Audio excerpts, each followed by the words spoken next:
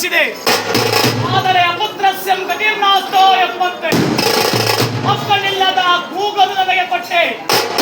ಆದರೆ ಪುತ್ರ ಸಂತಾನವನ್ನು ದಯಪಾಲಿಸೆಂಬುದಾಗಿ ನುಡಿಯಲಾಗ, ಹೇ ದಕ್ಷ ಪ್ರದೇಶ್ವರರೇ, ನಿನ್ನ ಹೆಸರನ್ನು ನಿರ್ನಾಮ ಮಾಡುವಂತಹ ನಿನಗೆ ಗಂಡು ಮಕ್ಕಳು ಬೇಕೆ.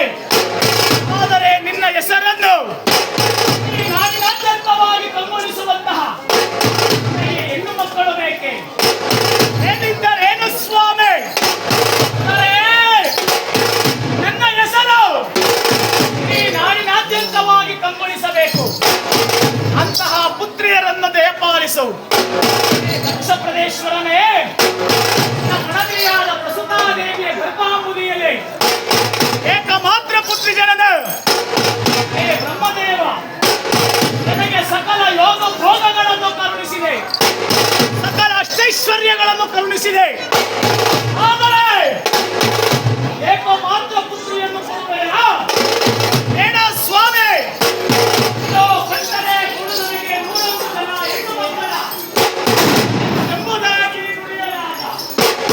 ಅರೆ ರುದ್ರ, ದಕ್ಷ ಪ್ರದೇಶ್ವರನೇ, ಹೇ ದಕ್ಷ ಪ್ರದೇಶ್ವರನೇ, ನಿನ್ನ ಮಡದಿಯಾದ ಪ್ರಸುತಾದೇವಿಯ ಗರ್ಭಾಂಬುದಿಯಲ್ಲಿ ಏಕಮಾತ್ರ ಪುತ್ರಿ ಜನನ.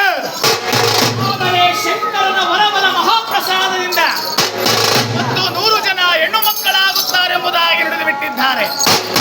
ಕೆಲ ಕಾಲಗಳು ಕಳೆದಿವೆ, ಮಾಸಗಳು ಕಳೆದು ಶುಭ ದಿನ ಶುಭ ವೇಳೆಯಲ್ಲಿ ಬ್ರಾಹ್ಮಣಿ ಮುಹೂರ್ತದಲ್ಲಿ ಏಕಮಾತ್ರ ಪುತ್ರಿ ಜನನ. ಆದರೆ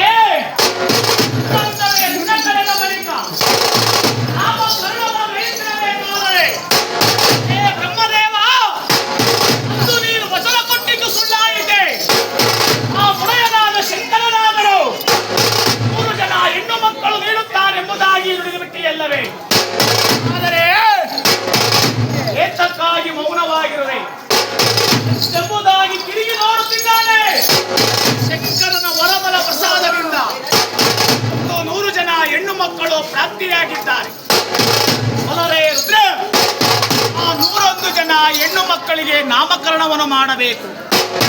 ಆದರೆ 101 ಜನ ಹೆಣ್ಣು ಮಕ್ಕಳಿಗೆ ಯಾವ ಹೆಸರನ್ನು ಇಡಬೇಕು ಎಂಬುದಾಗಿ ಹಿಡಿತಿರಬೇಕಾದರೆ ನಾವು ನಾರದೇಶ್ವರರು ನನ್ನ ಅಣ್ಣನ ಮಕ್ಕಳನ್ನು ನೋಡಲಾಸಕವಾಗಿ ಬಂದಿದ್ದಾನೆ.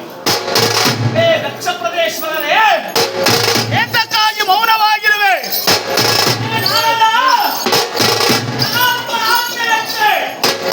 ನನಗೆ 101 ಜನ ಹೆಣ್ಣು ಮಕ್ಕಳು ಪ್ರಾಪ್ತಿಯಾಗಿದ್ದಾರೆ. 101 ಜನ ಹೆಣ್ಣು ಮಕ್ಕಳನ್ನೇ ನಾಮಕರಣವನ್ನು ಮಾಡಬೇಕು. ಆದರೆ ಯಾರಿಗೆ ಯಾವ ಹೆಸರನ್ನು ನೀಡಬೇಕು? ದಕ್ಷ ಪ್ರದೇಶ್ವರರೇ, ಚಿಂತಿಸಬೇಡಿ. ಹಿರಿಯ ಮಗಳಿಗೆ ದಾಕ್ಷಾಯಿಣಿ ಎಂದು ನಾಮಕರಣವನ್ನು ಮಾಡಿ, 2ನೇ ಮಗಳಿಗೆ ಲಕ್ಷ್ಮಿ ಎಂಬುದಾಗಿ ನಾಮಕರಣವನ್ನು ಮಾಡಿ, 3ನೇ ಮಗಳಿಗೆ ಸರಸ್ವತಿ ಎಂಬುದಾಗಿ ನಾಮಕರಣವನ್ನು ಮಾಡಿ, 4ನೇ ಮಗಳಿಗೆ ರೋಹಿಣಿ ಎಂಬುದಾಗಿ ನಾಮಕರಣವನ್ನು ಮಾಡಿ, 94 ಮಂದಿ 94 ಹೆಸರುಗಳನ್ನು ಬಿಟ್ಟು ಮಾಡುತ್ತಿರಬೇಕಾದರೆ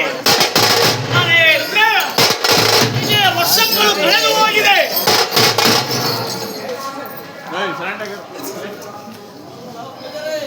ಹೀಗೆ ವರ್ಷಗಳು ಕಳೆದು ಹೋಗಿದೆ. ಆದರೆ ಎಲ್ಲ ಹೆಣ್ಣು ಮಕ್ಕಳು ಬೆಳೆದು ದೊಡ್ಡವರಾಗಿದ್ದಾರೆ. ಪ್ರಾಪ್ತ ವಯಸ್ಕರಾಗಿ ಕಲ್ಯಾಣವನ್ನು ಮಾಡಬೇಕು.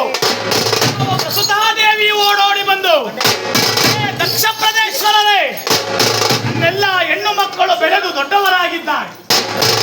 ಮಕ್ಕಳು ಆಡಿಸುವ ಆಶೀರ್ವಾದ ಇಲ್ಲವೇ? ಹೌದು ದಕ್ಷ ಪ್ರಭಾ, ಪ್ರಸುತಾದೇವಿ ನೀನು ನುಡಿಯುತ್ತಿರುವುದು ನಿಜ.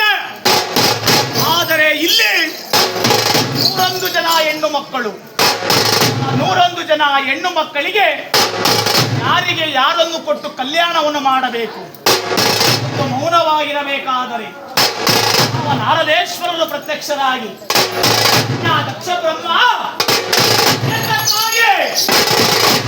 ರಾಜ್ಯವು ಮೌನವಾಗಿರುವುದು.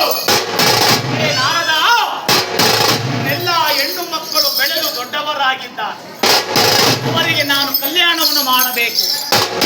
ಆದರೆ ಯಾರಿಗೆ ಯಾರನ್ನು ಕೊಟ್ಟು ಕಲ್ಯಾಣವನ್ನು ಮಾಡಬೇಕು? ಚಿಂತಿಸಬೇಡ ದಕ್ಷ ಬ್ರಹ್ಮ. ನಿನ್ನ ಹಿರಿಯ ಮಗಳಿಗೆ ದಾಕ್ಷಾಯಿಣಿಯಾದರೂ ರಮೇಶ್ವರನು ಕೊಟ್ಟು ಕಲ್ಯಾಣವನ್ನು ಮಾಡು. ನಿನ್ನ ಎರಡನೇ ಮಗಳಾದಂತಹ ಲಕ್ಷ್ಮಿಯೇ ವೈಕುಂಠಾಧಿಪತಿ ಶ್ರೀಮನ್ನಾರಾಯಣ ನಾರದೇಶ್ವರಿಗೆ ಕೊಟ್ಟು ಕಲ್ಯಾಣವನ್ನು ಮಾಡು. ಮೂರನೇ ಮಗಳು ಸರಸ್ವತಿ ಎಲ್ಲರ ಹಣೆಯ ಬರಹವನ್ನು ಬರೆದಂತಹ ಬ್ರಹ್ಮದೇವನಿಗೆ ಕೊಟ್ಟು ಕಲ್ಯಾಣವನ್ನು ಮಾಡು. ನಾಲ್ಕನೇ ಮಗಳು ರೋಹಿಣಿ ಈ ಚಂದಿರನ ಅತಿ ಸುಂದರನಾದಂತಹ ಚಂದ್ರದೇವನಿಗೆ ಕೊಟ್ಟು ಕಲ್ಯಾಣವನ್ನು ಮಾಡು. ಆದರೆ ಆ ಚಂದ್ರದೇವನಾದರೂ ನನ್ನ 27 ಮಂದಿ ಹೆಣ್ಣು ಮಕ್ಕಳನ್ನು ಕದ್ದೊಯ್ದು ಬಿಟ್ಟಿದ್ದಾನೆ. ಇರಬೇಕಾದರೆ ದೇವಾದ ದೇವತೆಗಳಿಗೆ ನನ್ನ ಮಗಳನ್ನು ಕೊಟ್ಟು ಕಲ್ಯಾಣವನ್ನು ಮಾಡಿದ್ದಾರೆ. ಅಲ್ಲರೇ ರುದ್ರ, ಹೀಗೆ ವರ್ಷಗಳು ಕಳೆದು ಹೋಗಿವೆ. ದಕ್ಷ ಪ್ರದೇಶ್ವರನಾದರು ನನ್ನ ಮಂತ್ರಿ ಮಂಡಲವನ್ನು ಕುರಿತು ನನ್ನ ರಾಜ್ಯದೊಳಗೆ ಕಾಲ ಕಾಲಕ್ಕೆ ಮಳೆ ಬೆಳೆಗಳಾಗುತ್ತಿದೆ. ನನ್ನ ರಾಜ್ಯವು ಸುಭಿಕ್ಷೆಯಿದೆ. ನಾನೊಂದು ಮಹಾಯಾಗವನ್ನು ಮಾಡಬೇಕು. ಲೋಕ ಕಲ್ಯಾಣಾರ್ಥಕವಾಗಿ ಮಹಾಯಾಗವನ್ನು ಮಾಡಬೇಕು. ಆದರೆ ಮಂತ್ರಿಯರು ದಕ್ಷ ಬ್ರಹ್ಮರೇ, ನೀವು ನೆನಪಿನಲ್ಲಿಟ್ಟುಕೊಳ್ಳಿ.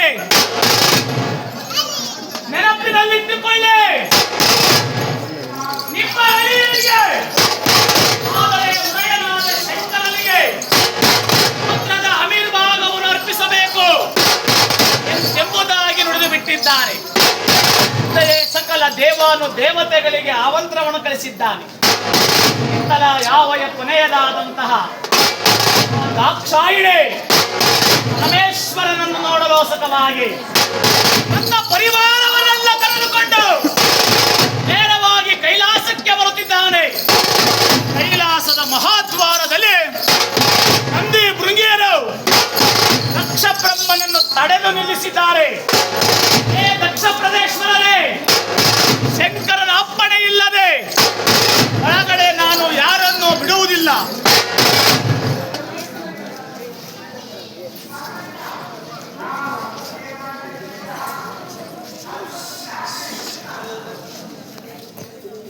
ಶಂಕರನ ಅಪ್ಪಣೆ ಇಲ್ಲದೆ ಯಾರನ್ನು ಬಿಡುವುದಿಲ್ಲ.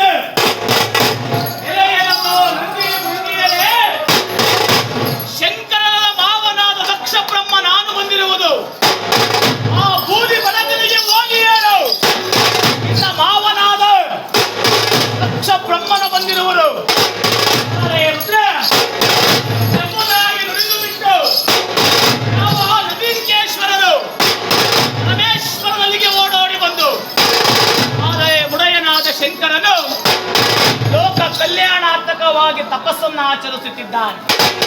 ಇದನ್ನು ಕಂಡಂತಹ ನಂದಿ ಭೃಂಗಿಯರು ನಂದಿ ನಾಟ್ಯ ಮಾಡುತ್ತಿರ್ಪ, ಭೃಂಗಿ ಮದ್ದಳೆ ಬರೆಯುತ್ತಿರ್ಪ, ಗಜಕರ್ಣರು ಘಂಟಾಘೋಷವನ್ನು ಮಾಡುತ್ತಿರ್ಪರು, ಆದಿಶೇಷನು ಅಮಣವಾಗಿರ್ಪರು.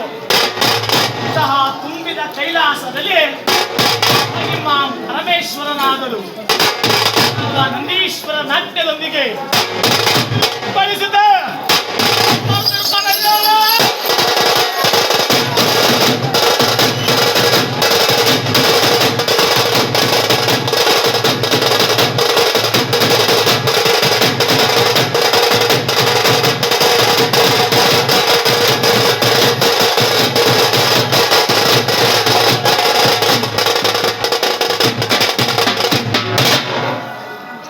ಕೈಲಾಸದ ವರ್ಣನೆಯನ್ನು ಕಂಡಂತಹ ದಕ್ಷ ಪ್ರದೇಶ್ವರನು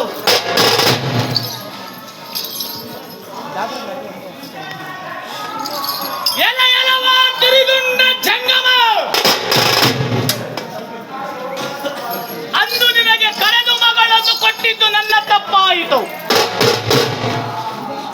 ನಿಲ್ಲಲು ನೆಲೆ ಇಲ್ಲದೆ ಮಸಾಣವನ್ನು ಕಾದೆ, ಓಡಾಡಲು ವಾಹನಾದಿಗಳಿಲ್ಲದೆ ಬಸವನ ಮೇಲೆ ಮದಿಯಲು ವಸ್ತ್ರವಿಲ್ಲದೆ ಗುರಿಯ ಚರ್ಮವನ್ನು ಧರಿಸಿದೆ. ಇಲ್ಲೇ ನೀನು ನಿಂತಿದ್ದಲ್ಲ ತಿನ್ನಲನ್ನವಿಲ್ಲದೆ ನಮ್ಮ ಕಪಾಲವನ್ನು ಹಿಡಿದೆ ನಿನಗೆ ಇಷ್ಟೊಂದು ರಾಜ್ಯ ವೈಭೋಗವೇ? ಇದೋ ನೋಡು, ನಾನು ಮಾಡುವ ಮಹಾಯಾಗದ ರುದ್ರಭಾಗವನ ಬೇರೆ ದೇವತೆಗಳಿಗೆ ಕೊಡುತ್ತೇನೆಂಬುದಾಗಿಯೂ ನನ್ನ ಪರಿವಾರವನ್ನೆಲ್ಲ ಕರೆದುಕೊಂಡು ನೇರವಾಗಿ ದಕ್ಷಿಣಾವತಿಗೆ ಬಂದು ಬಿಟ್ಟಿದ್ದಾನೆ. ಒಂದು ಶುಭ ದಿನ ಶುಭ ವೇಳೆಗಳಿಗೆ ಸೀತಾದೇವಿಯನ್ನು ಕರೆದು ಬಿಟ್ಟು ಹೀಗೆ ಕಂಕಣ ದಾರಿಯನ್ನು ಮಾಡಿಕೊಂಡು ಅಗ್ನಿದೇವನನ್ನು ಪ್ರಾರಂಭಿಸಿ ಬಿಟ್ಟಿದ್ದಾರೆ. ತಮ್ಮ ಮಹಾಮನೆಯಾದ ದದೀಚೆ ಮಹಾಮನಿ ವಸಿಷ್ಠ ಪುಂಗವರು ಇತ್ತಿ ನಾರದ ಮೊದಲಾದಿಗಳನ್ನು ಕರೆಸಿಬಿಟ್ಟಿ ಹೋಮವನ್ನು ಪ್ರಾರಂಭಿಸಿ ಬಿಟ್ಟಿದ್ದಾರೆ. ಆದರೆ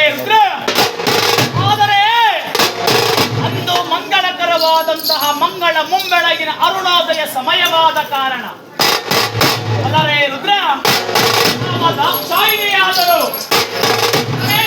ಪಾದಪೂಜೆಗೆ ಪುಷ್ಪವಾಗಿ ಈ ಭೂಮಂಡಲವನ್ನೇ ನೋಡುತ್ತಿದ್ದಾರೆ.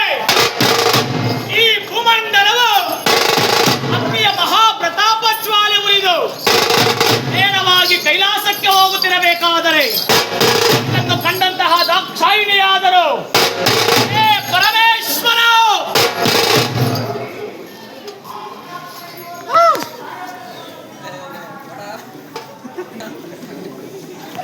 ಹೇ ಪರಮೇಶ್ವರ, ಭುವನ ಭೂಮಂಡಲದಲ್ಲಿ ಅಗ್ನಿಯ ಮಹಾಪ್ರತಾಪ ಜ್ವಾಲೆ ಬರುತ್ತಿದೆ. ಏನಿರಬಹುದು? ಎಲೆಗೆಲವೋ ದಾಕ್ಷಾಯಿಣಿ, ಇಂದೊಮ್ಮೆ ಕೈಲಾಸಕ್ಕೆ ನಿನ್ನ ತಂದೆಯಾದಂತಹ ದಕ್ಷ ಪ್ರದೇಶ್ವರರು ಬಂದಿದ್ದಾರೆ. ನೀನಾಗಲಿ ನಾನಾಗಲಿ ಆಧಾರ ಸತ್ಕಾರವನ್ನು ಮಾಡಲಿಲ್ಲ, ಉಳ್ಳಲು ಗದ್ದಿಗೆಯಾಸಲಿಲ್ಲ, ಅವರನ್ನು ಭಯಭಕ್ತಿಯಿಂದ ಕಾಣಲಿಲ್ಲ. ಆದ ಕಾರಣಕ್ಕಾಗಿ ಕೈಲಾಸದ ಗದ್ದಿಗೆಯನ್ನು ನಾನು ಪಡೆದುಕೊಳ್ಳುವ ಹಂಬಲಕ್ಕಾಗಿ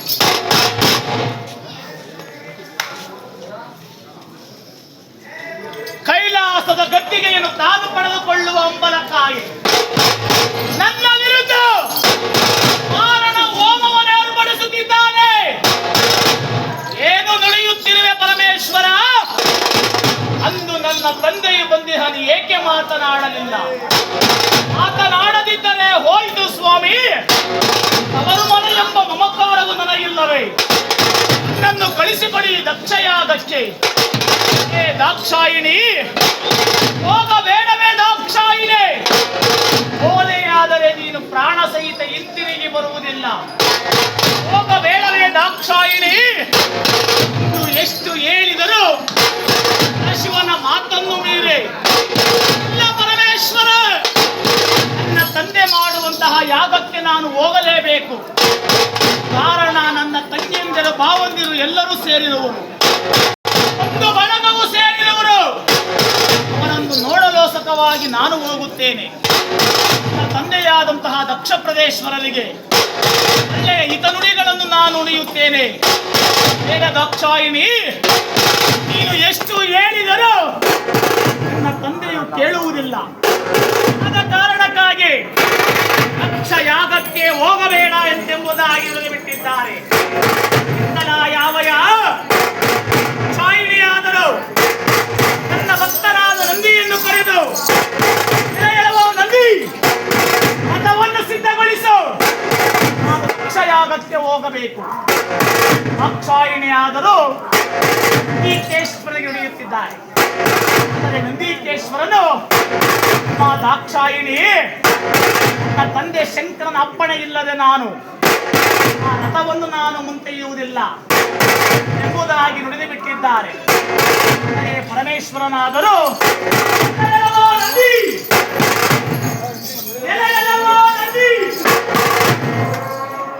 ನಿನ್ನ ತಾಯಿಯಾದಂತಹ ದಾಕ್ಷಾಯಿಣಿ ಅವರು ತಂದೆ ಮಾಡುತ್ತಿರುವ ಯಾಗಕ್ಕೆ ಹೋಗಬೇಕಂತೆ. ಆಕೆಯನ್ನು ಕ್ಷೇಮವಾಗಿ ಕೈಲಾಸಕ್ಕೆ ಮತ್ತೆ ಕರೆತರುವ ಭಾರ ನಿನ್ನದು ಎಂಬುದಾಗಿ ಆಜ್ಞೆಯನ್ನಿಟ್ಟಿದ್ದಾರೆ. ಅವಯ ದಾಕ್ಷಾಯಿಣಿಯಾದರು ಯಾಗಕ್ಕೆ ಹೋಗುತ್ತಿರಬೇಕಾದರೆ ದಾರಿಯಲ್ಲಿ ಅನೇಕ ಅಡಚಣೆಗಳು ಉಂಟಾಗಿದೆ. ಕಂಡಂತಹ ದಾಕ್ಷಾಯಿಣಿಯಾದರೂ ನಂದೀಕೇಶ್ವರ ನುಡಿಯುತ್ತಾರೆ. ಬಿಟ್ಟಿದ್ದಾರೆ. ದಾರಿಯೊಳಗೆ ಅನೇಕ ಅಡಚಣೆಗಳು. ದಕ್ಷಯಾಗಕ್ಕೆ ನಾವು ಹೋಗುವುದು ಬೇಡ ತಾಯಿ ಎಂಬುದಾಗಿ ನುಡಿದಿದ್ದಾನೆ. ನಂದಿಕೇಶ್ವರ, ನಾನು ಮುಂದಿಟ್ಟ ಕಾಲನ್ನು ಹಿಂತೆಗೆಯುವುದಿಲ್ಲ.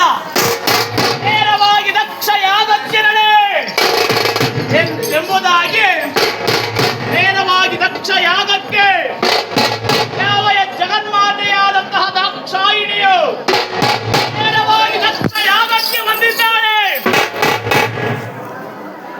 ಯಾವ ದಕ್ಷ ಪ್ರದೇಶ್ವರನಾದರೂ ಎಲೆಯಲವ ದಾಕ್ಷಾಯಿಣಿ,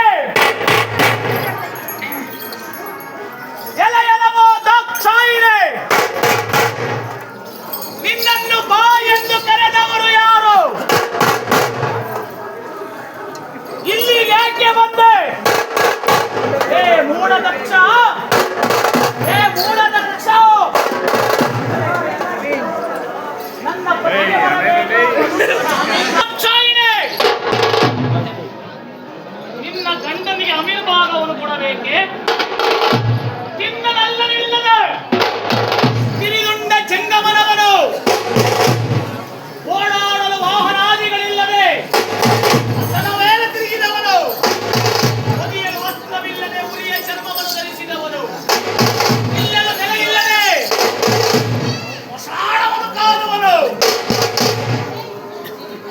ಅವನಿಗೆ ಎಕ್ಕದ ಅಮಿರ್ಭಾಗವನ್ನು ಕೊಡಬೇಕೆ? ಕೊಡಲಿಲ್ಲ ದಾಕ್ಷಾಯಿಣಿ. ಏ ಮೂಢ ದಕ್ಷ ಬ್ರಹ್ಮ, ನಿನ್ನ ಶಿರವನ್ನು ಕಳೆದುಕೊಂಡು ಕುರಿತರಿಗೆ ಪ್ರಾಪ್ತಿಯಾಗಬೇಡ.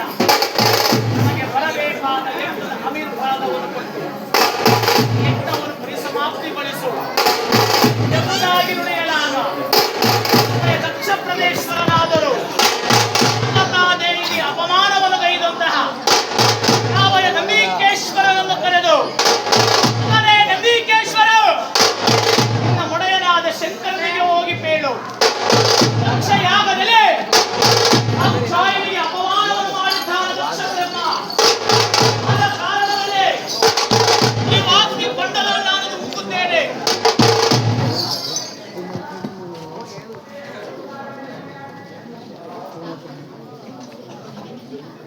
ಉರಿವಾಗ್ನಿ ಕೊಂಡಲನ್ನು ಮುಕ್ಕುತ್ತೇನೆ.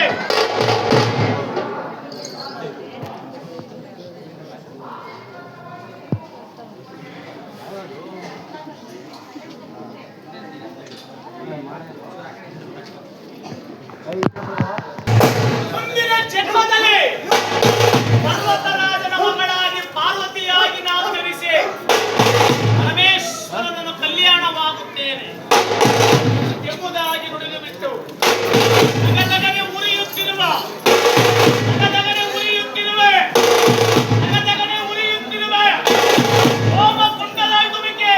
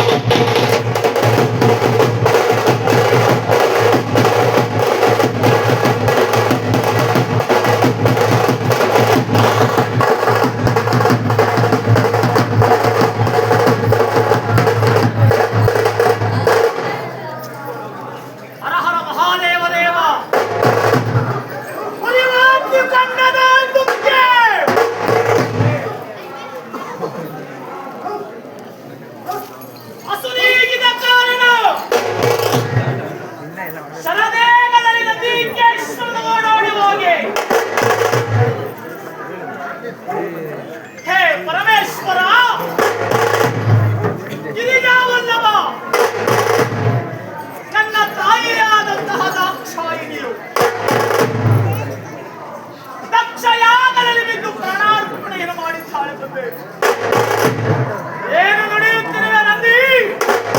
ಮೊದಲು ಹೇಳಿದ ವಿಚಾರವೇನು?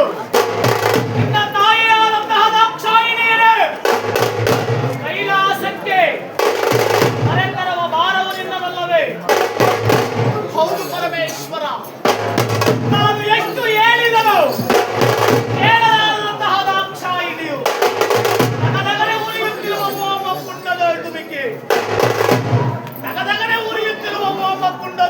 ಮಾಡಲಿಕ್ಕೆ ಹಸುವಿಗೆ ಬಿಟ್ಟಿದ್ದಾಳೆ.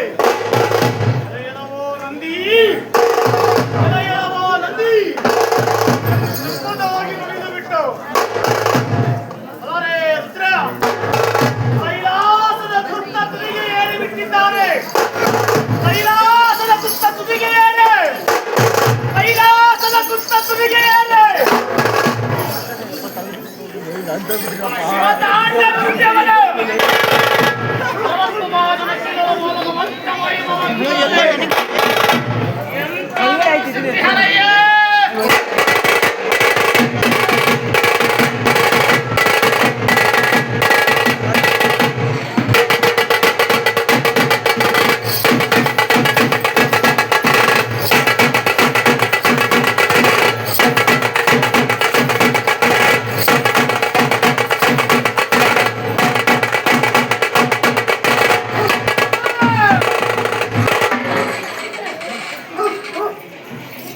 ಶಿವತಾಂಡ ನೃತ್ಯವನ್ನಾಡೆ.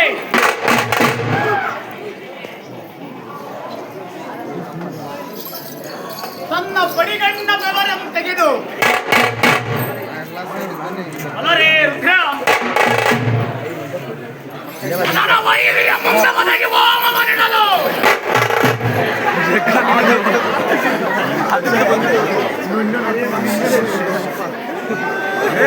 ಕರ್ಕೊಂಡು ಹೋಗೋಣ ಸೈಡ್ಗೆ. ಮದನ ವೈರಿಯ ಮುಂದವನಿಗೆ ಹೋಮ ನೀಡಲು